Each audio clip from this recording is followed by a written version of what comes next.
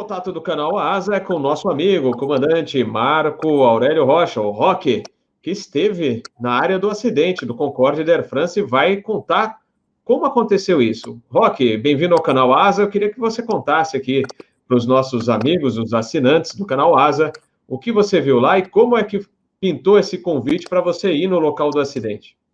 Ok. Então, boa noite a todos aí. É difícil, né, você dizer que foi uma boa oportunidade, que um acidente é uma coisa tão terrível, né, que não tem nada de bom no acidente. A única coisa de bom no acidente é colher os ensinamentos para fazer a prevenção, né? Porque não dá para falar que foi bom. Mas eu tive essa oportunidade.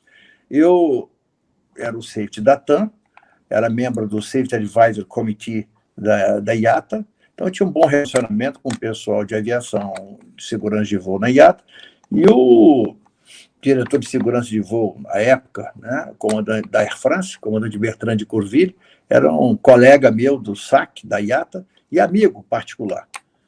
E era comum, né, eu fazia o voo de Paris, quando eu fazia o voo de Paris, eu fazia contato com o Bertrand antes, e avisava ele, Bertrand, estou indo a Paris, fazendo voo e tal. Então, ou eu ia ali mesmo à France, muitas vezes até saía do aeroporto mesmo, ia ali direto para o prédio da Air France, que é ali do lado, né? Ou ia para o hotel, depois ele me pegava a loja, a gente se encontrava em algum lugar na cidade para jantar.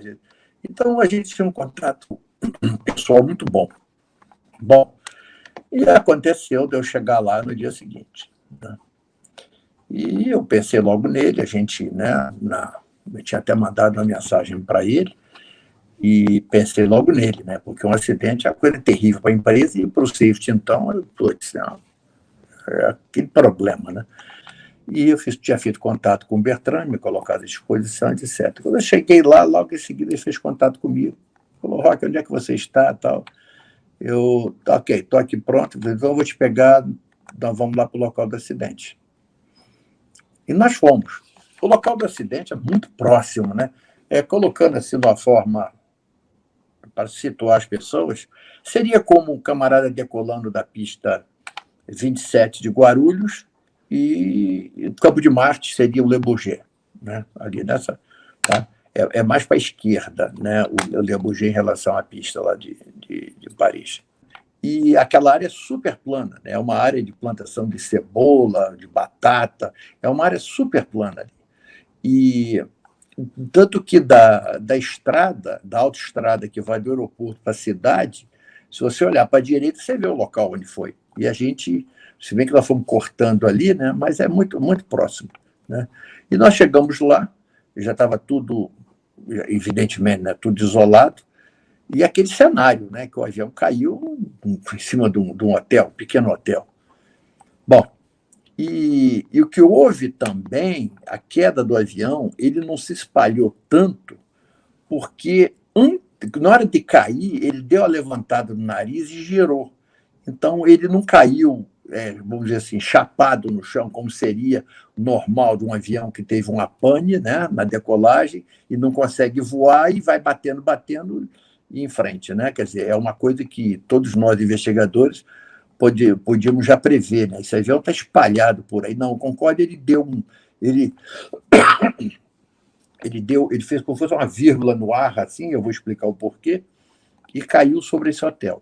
O azar, se ele tivesse caído 50 metros para a esquerda, não teria pego ninguém, não teria acontecido nada com ninguém, a não ser as pessoas que estavam a bordo dele. Mas ele caiu num pedaço do hotel. E a sorte também que os hóspedes do hotel estavam fora nessa hora. Isso foi a grande sorte. Bom, então nós ficamos por ali, conversamos com o pessoal do Bureau d'Enquête d'Accident, que é o CENIPA, né, francês.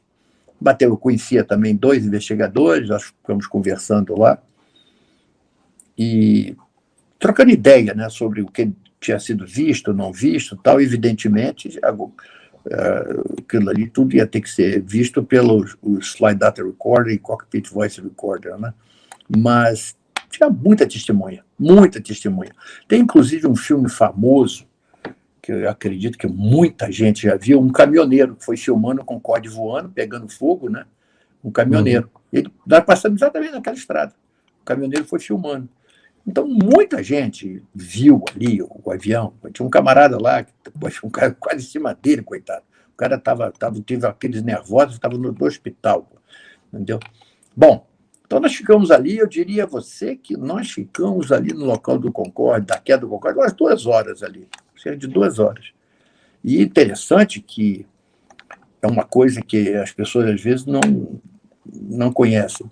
Quando cai um avião e está com JP1, pode ver as tonelagens de combustível que um avião fazia um voo transoceânico, mesmo o Concorde sendo um avião pequeno, né, relativamente pequeno, mas levava bastante combustível.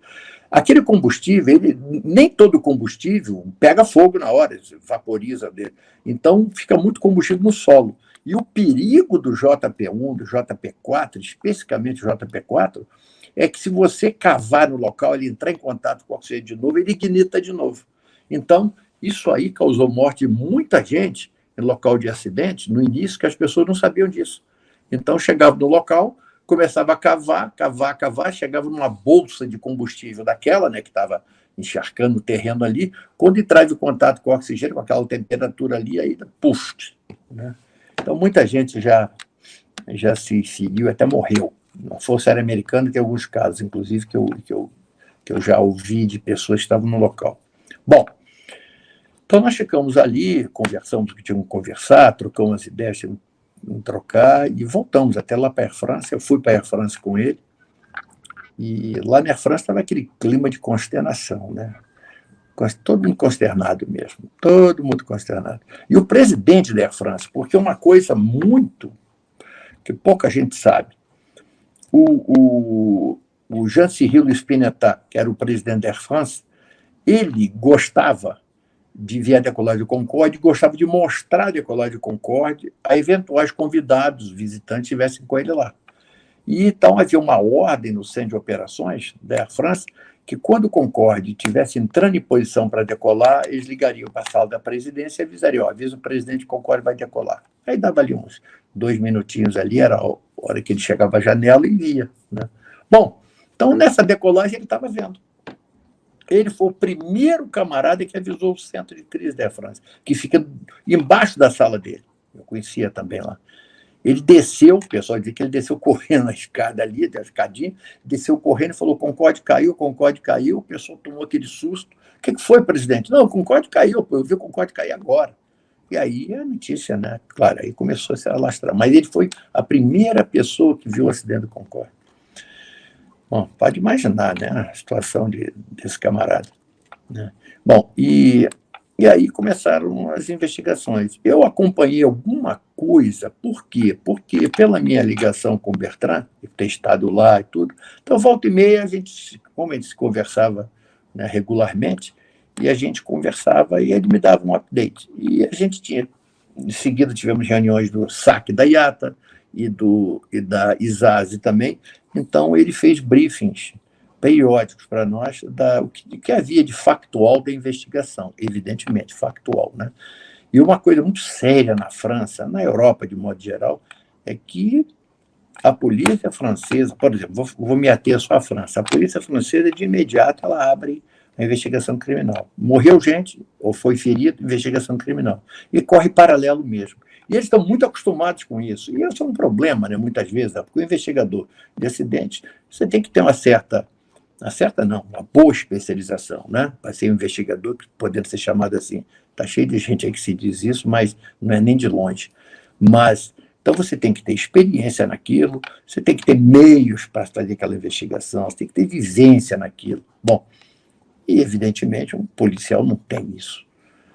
E muitas vezes a investigação criminal, o que acontece? Se pega um juiz que foi designado para o caso, um juiz inteligente, um juiz esperto, ele chega a um ponto, ele vê, olha, daqui não vai sair muita coisa.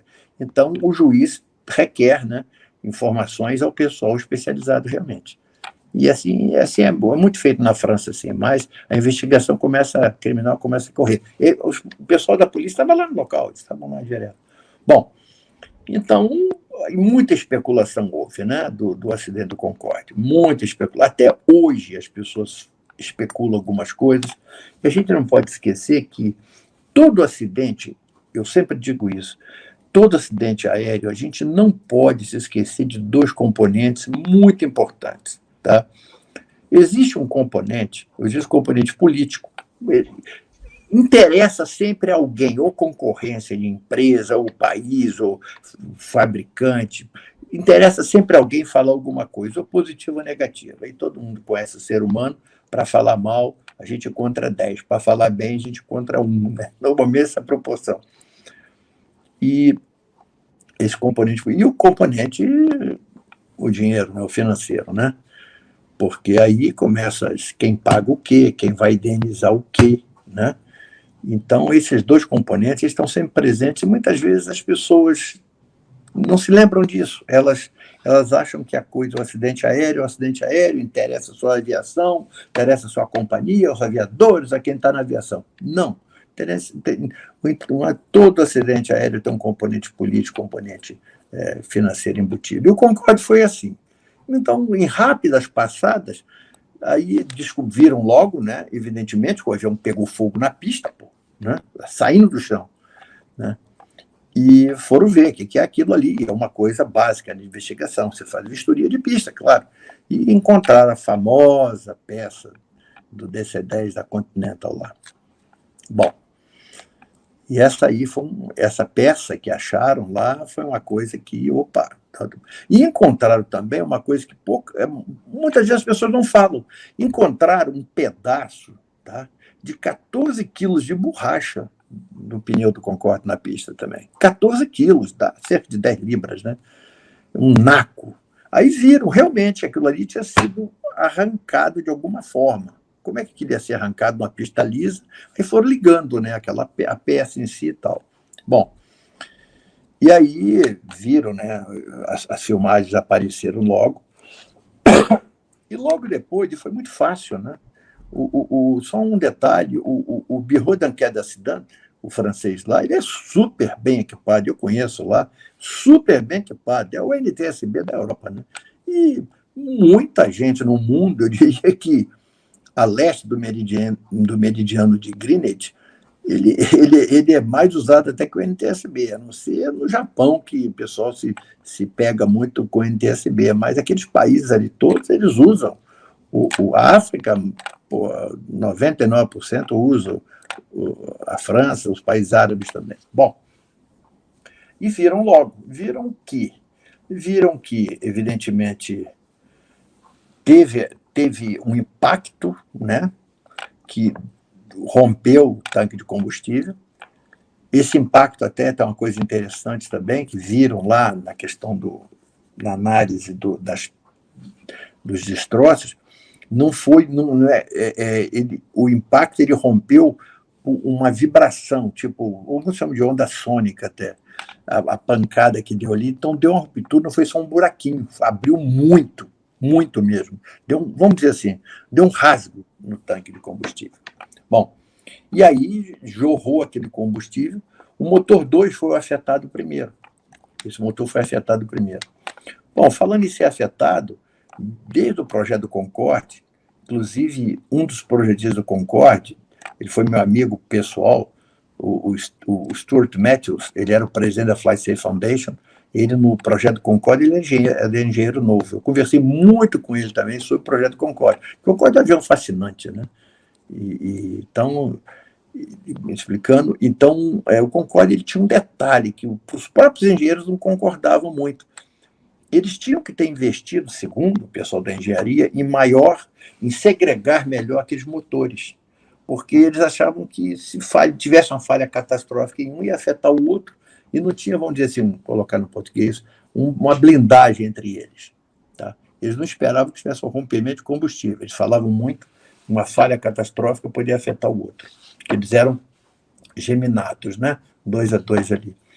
E há muito tempo, engenheiros falavam, poxa, o Concorde tinha que ter mais proteção entre os motores, etc.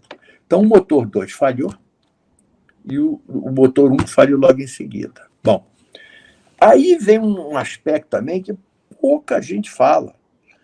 O motor 2 foi cortado pelo Flight Engineer sem a aprovação do comandante. Isso está comprovado lá no CVR, né? Cockpit Voice Recorder, a 200 pés. O Flight Engineer, ele anuncia motor do fogo no motor 2, estou cortando o motor 2. Ele não teve aqui... Aí, inclusive, nessa parte, houve muita crítica ao treinamento da Air France. Na investigação, há crítica ao treinamento da Air France nisso aí. A coordenação no cockpit ali não foi das melhores. E o comandante, vamos dizer assim, ele tomou um susto, né? O motor 2 foi cortado, a revelia dele. Ele não comandou o corte do motor 2. Bom, e o motor 1 começou a falhar logo em seguida.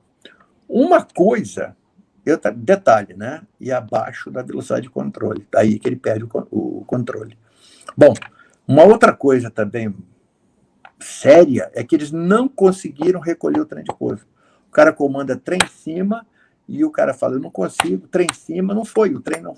Eles acreditam que com esse... Acreditam, não, é uma das conclusões, com essa ruptura do pneu, houve dano, né, ao trem de pouso e não comandou, ele não subiu. O trem de pouso não subiu. Outra coisa também que se suspeitou muito, isso aí não deu para ser determinante, é o seguinte, o fogo, a gente vê as filmagens, o fogo foi muito forte e extenso, uma labareda, né, fez um maçarico monstruoso ali. E aquilo ali pegou também a área que o avião com asa delta, como o Mirage, o Rafale, ele não tem aileron, né, é o elevon, né, é elevator e aileron ao mesmo tempo. Então, o pessoal é praticamente convicto que houve um dano ao elevon também. Então, concomitantemente ao dano ao elevon, teve a falha, a perda, né? Um pelo corte e outro pela falha, de 2 motores de um lado só, na velocidade baixíssima. A velocidade mais alta que o Concorde atingiu não chegou a 220 nós, estava, se não me engano, o dígito lá era 218 nós, nessa faixa. Não chegou a 220 nós, o que para o avião daquela performance é nada, né? Então, isso aí também foi outra coisa. Bom, ele prosseguiu, né? Coitado do comandante, posso imaginar aquele cara voando naquele avião, o desespero dele, poxa, não conseguia voar aquele avião. E existe uma especulação que as pessoas fazem que não tem o menor fundamento. Porque ele estava tentando pousar em Le Bourget. Não. Hora nenhuma aquilo foi verbalizado. E outra coisa, na cabeça de um piloto que está voando um avião quadrimotor, ok? Com aquela performance, não cabe na cabeça de nenhum piloto desse decolar, estou pegando fogo, vou me jogar ali. Isso não, você só está voando um avião monomotor, ok. Aquela história do monomotor, né? A gente tem que estar sempre olhando naquele cone de 45 graus para cada lado da frente, que quem está voando monomotor, está sempre voando em emergência, né? Eu aprendi isso do meu instrutor da Força Aérea em 1972. Ele dizia, lembre-se que quem voa monomotor está sempre em emergência. Então, mas não um piloto está voando um quadrimotor supersônico, o cara não vai ficar. Isso aí foi muito falado na época, isso aí não tem o menor fundamento. Isso aí não tem o menor fundamento. Outra, a própria performance do avião. O cara não vai chegar, tirar o motor e se jogar na pista daquela ali. Isso não é o caso, né? E a cabeça do camarada, ele quer voar, né? O Aviate, Navigate, Communicate. Ele ia querer voar aquele avião. E aí a gente vê que a 200 pés o motor foi cortado. E por doutrina, né, a gente, nenhuma ação abaixo de 400 pés. Evidentemente, o cara não está voando, certo? E não está chegando aos 400 pés, claro que ele não vai ficar sentado ali esperando 400 pés, esperando morrer. Aí nessa hora, evidentemente, o cara... por isso que o piloto está sentado ali, o comandante está sentado ali para decidir essa exceção. Mas no Concorde, não, o motor foi cortado. Eu posso imaginar o susto que o cara tomou, né? Aquele corte de motor, foi anunciado a ele. O cara falou, estou cortando o motor 2. Fogo no motor 2, cortando o motor 2. E aí, logo em seguida, aí o avião dá aquela gerada. O avião deu uma gerada. Ele perdeu o controle, realmente, e caiu, tanto que ele desabou. Eu vi várias fotos depois da investigação, você vê, ele está contido naquela área ali. Ele está todo ali. Ele desabou, fez uma vírgula no céu assim, caiu ali em cima. Ele caiu, para ter uma ideia, ele caiu de cauda. Ele caiu de cauda no chão. Ele desceu de cauda no chão. Foi interessante isso. Ele caiu com o nariz para cima. Bom, e isso aí, dentro da Air France teve uma repercussão tremenda, né? Na parte de treinamento deles também, foi muito, repercutiu demais. E o interessante é aquela história. Quando o Concorde perdeu o certificado de navegabilidade dele, eles caçaram, tá? Quando o Concorde voltou a voar, tanto o sistema os tanques de combustível estavam reforçados e havia uma separação, com uma proteção melhor entre um motor e outro. Porque as pessoas se esquecem de uma coisa. O Concorde decolou, o Concorde ele fazia o voo para Washington, né? Há muito tempo. Isso. O Concorde teve uma pane similar em Washington. Furou também o tanque de combustível, a mesma coisa, tá? Mas foi um furo só, não foi aquela falha, entendeu? Aquele rasgo que ele teve e teve aquele combustível todo. Tanto é que ele voltou, fez o tráfego e pousou. Tá? E pousou em Washington lá. Bom, Robert, é que eu me lembro... Muito bom, Roque. Ter podido contribuir para a turma aí, saber mais um pouco desse acidente que tive tão perto, né? E aí, eu contei para o Bertrand, e eles acharam interessante. Lá na França, a gente conversou muito com pilotos de Concorde lá também, encontrei vários na investigação, e eu contei aquela história que, a última vinda ao Brasil do Concorde, eu sempre tenho o Concorde no Brasil, né? Aí eu contei para eles isso, foi interessante. Os caras, é mesmo, tal. Aí eu contei aquela história toda, os caras lijando combustível e tal. Então, aliás, vamos deixar aqui para o pessoal que está assistindo o seu depoimento um link para aquela matéria dos caçadores e que a gente incluiu justamente aquele bate-papo da interceptação do Concorde no território brasileiro que você fez quando eu voava na Força Aérea, Roque. Tá joia. Mas interessante é que eu digo, eu me encontrei com o Concorde 2 vezes, né? Eu me encontrei com o Concorde no Brasil da interceptação e depois daquela situação nefasta e funesta, né, ali. Né? Só uma dica aí, para o pessoal que está assistindo, é uma dica pessoal, tá, Robert? Se você quiser, você compartilha com a turma aí. Existe um dos melhores hotéis do mundo, para quem gosta de aviação, e que eu sempre ia muito. E eu cansei de ver o Concorde decolar ali. Era o Renaissance Hotel, em Heathrow, tá? Que fica do lado da pista 27 da direita. Então, quem pegar o primeiro andar, inclusive quando fizer a reserva, pede lá, vista para a pista, eles cobram até uma taxinha a mais. Mas você pega o teu quarto, fica de frente para a pista ali, e você vê a turma decolando, pousando, e era uma maravilha ver o Concorde decolar, porque a pista preferencial de decolar de Heathrow era aquela ali para o Concorde. Então, quem for a Londres, Heathrow, Renaissance Hotel, não estou ganhando nada da propaganda, mas é um lugar muito bom para ficar. Quem gosta de aviação, e eu vi o Concorde decolando várias vezes ali, e fico pensando, né? Poxa, que quem estava ali de spotter, por exemplo, né, vendo aquela decolagem, deve ter se chocado, né? Ficado chocado, porque foi uma labareda de fogo, né? E foi uma coisa muito chocante, realmente. E isso aí chocou, e o presidente da Air France, o Jean-Cyril Spinetta, ficou muito chocado com isso, coitado, porque ele viu o bicho decolar. Robert, espero ter excelente depoimento, comandante Roque, velho conhecido, né, da época de TAN, do Safety, e os agradecimentos aqui do canal ASA para esse excelente depoimento, e que a gente não tenha que lembrar de outras tragédias semelhantes e que a aviação evolua cada vez mais. Muito obrigado e até a próxima, comandante. Um abraço. Até a próxima e, como eu sempre digo, fly safe. É isso aí. Fly safe também no canal ASA. É isso aí. Tchau, tchau. Tchau, tchau, Diego.